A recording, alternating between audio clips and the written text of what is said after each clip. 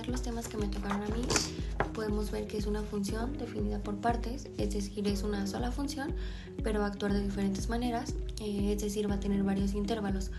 Por ejemplo, nuestra primera modificación nos dice que nuestra gráfica sí puede tocar 0, pero no puede tocar el 3. Entonces se rellena el punto del 0, pero el del 3 no, porque es un valor que no puede tocar, entonces se queda como un círculo sin rellenar.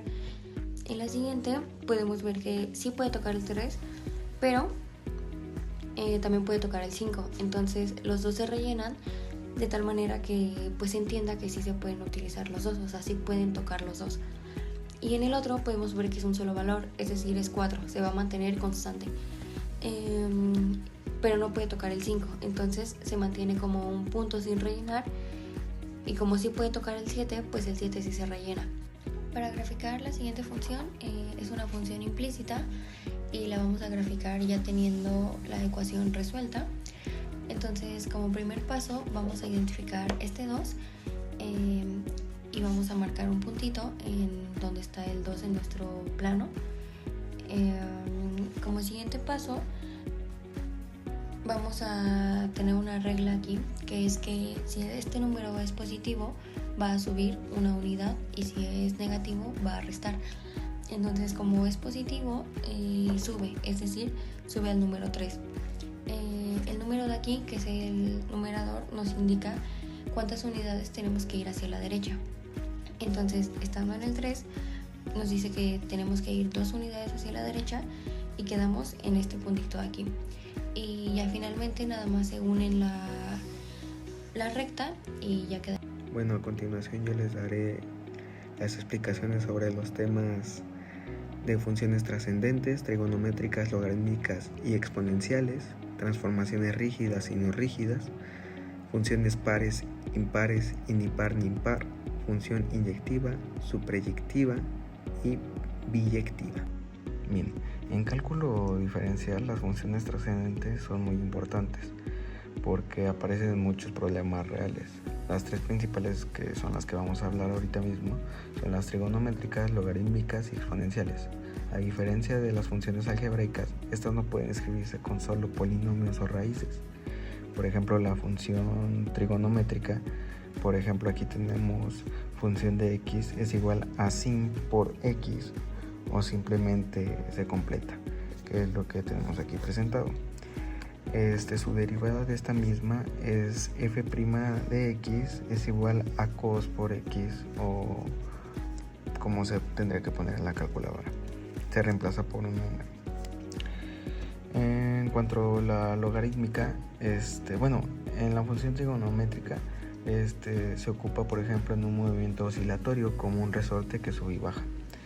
En cuanto a la segunda, la logarítmica, aquí tenemos la función que es función de x es igual a in reemplazado por un número que es en x.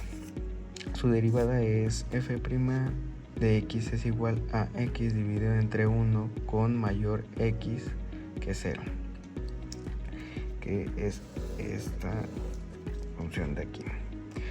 En cuanto a la exponencial, es la función de x es igual a e con exponente, que su derivada sería lo mismo, que es f' de x es igual a x, que relativamente es lo mismo, que es la misma operación, así que por ende ayuda mucho en modelos de crecimiento rápido como el interés compuesto. Y también en el ejemplo de esta se usa para calcular el crecimiento lento como el enfriamiento según la ley de Newton. Para eso se ocuparían estas tres formas de las funciones trascendentes.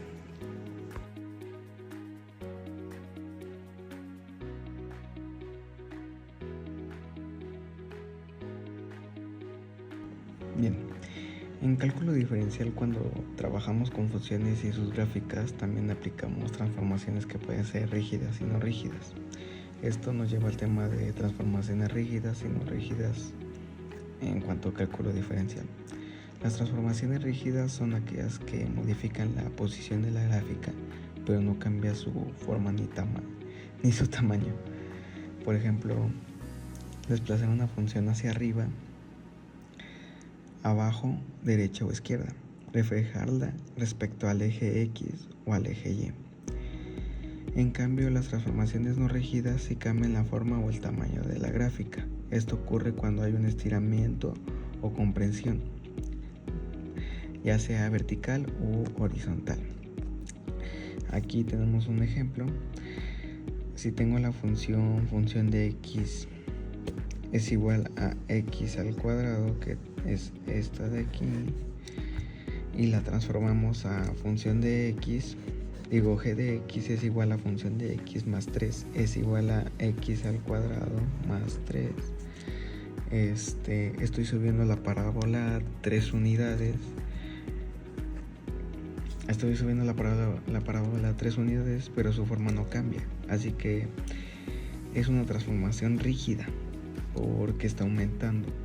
Pero si hago esta transformación en h de función de x es igual a 2x al cuadrado, estoy estirando la parábola verticalmente, lo que modifica su forma, así que es una transformación no rígida. En conclusión, las transformaciones rígidas mueven la gráfica sin deformarla y las no rígidas sí la deforman. Bien, en este tema vamos a hablar de las funciones pares, impares y ni par ni impar. En cálculo diferencial, entender si una función es par, impar o ni par ni impar nos ayuda a analizar su simetría y su comportamiento gráfico. Una función par cumple con función de menos x es igual a función de x, que es esta que tenemos aquí. Un ejemplo es función de x es x al cuadrado, que esto nos lleva a función de menos x es igual a menos x cuadrada es igual a x cuadrada.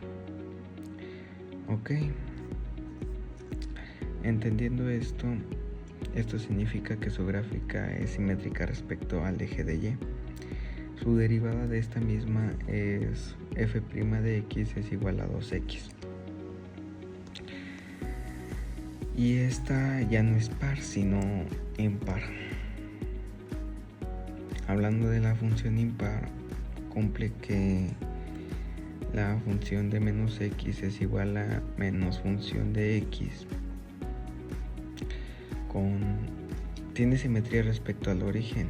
Ejemplo del impar, aquí lo tenemos, que es función de x es igual a x cuadrada, que esto nos lleva a función de menos x es igual a x cúbica es igual a menos x cúbica. Y su derivada sería la derivada de f' de x es igual a x cuadrada, que ahora es una función par. Esta se vuelve impar, esta se vuelve par. Y ni el impar ni el impar, si una función no cumple ninguna de esas condiciones, que termina siendo lo mismo de impar ni par, que el ejemplo lo tenemos aquí, que es función de x es igual a x más 1, esto nos lleva a función de menos x es igual a menos x más 1, que no es igual a función de x, que tampoco es igual a función de menos x. Bueno, sí. En resumen, identificar si una función es par o impar nos ayuda a entender su simetría y a predecir el comportamiento de su derivada, que puede cambiar de tipo. Bien, aquí vamos a hablar de las funciones inyectivas, suprayectivas y biyectivas.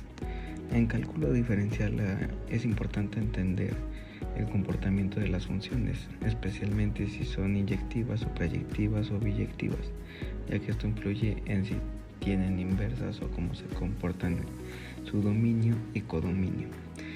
Una función es inyectiva si no repite valores de salida, como los que tenemos de este lado, que es función de x1 es igual a función de x2, que esto nos lleva a x1 es igual a x2.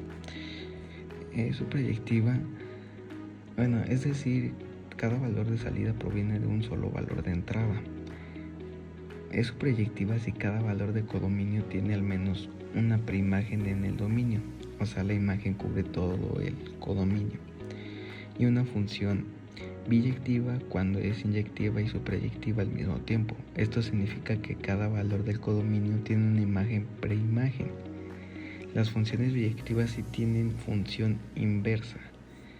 Por ejemplo, aquí tenemos uno que se considera en cálculo, consideramos la función exponencial, que es función de x es igual a x con exponente.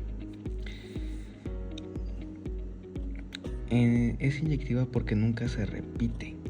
O sea, aquí tenemos el ejemplo que es e con exponencial x, que no es igual a e con exponencial de y, si x tampoco es igual a y. No es suprayectiva en R porque nunca da valores negativos, solo positivos. Por lo tanto, no es biyectiva en R, pero sí lo es si restringimos el codominio de 0 a infinito. En resumen, la inyectiva no se repite, suprayectiva cubre todo el codominio y biyectiva cumple ambas y tiene inversas.